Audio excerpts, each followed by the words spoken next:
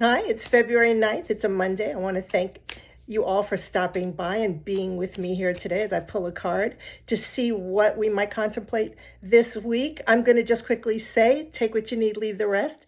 And also, I won't be able to pull a card next week on Monday. I'm going to be away. But let's just figure out what tarot and guidance has in store for us this week. All right, here we go. It's Temperance. Temperance is all about balance.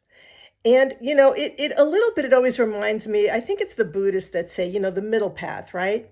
So this week, I think the message, what I'm getting, is that it's really important that we pay attention to the highs and the lows, right? If we look outside of ourselves and we think, oh, I'm going to be so excited when this happens, and sometimes that's okay, right? To look outside of ourselves for the excitement, for the fun, for the happiness. But what if it doesn't happen, right? And or the other way, I'm really upset because of blah, blah, blah, pulling in the other way, these two extremes. And something I learned a long time ago is that when I am feeling those extremes, really, I am usually, now I don't know if this is true for you, but usually when I'm feeling those extremes, it does have to do with my expectations. And it usually does have to do with something that I'm expecting from the outside. And when I've looked deeply into this, I always realize that it's kind of a false way for me to have happiness or for me to be sad, to allow something from the external world to affect me.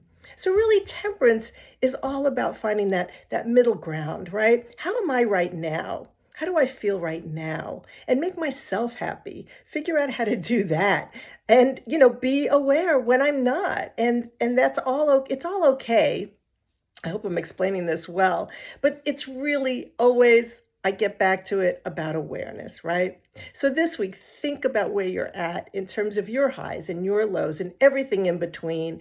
And just, measure your own sense of where that puts you, right? Because only you could decide how much you're suffering through all of that or where you're putting your happiness. Does it make sense?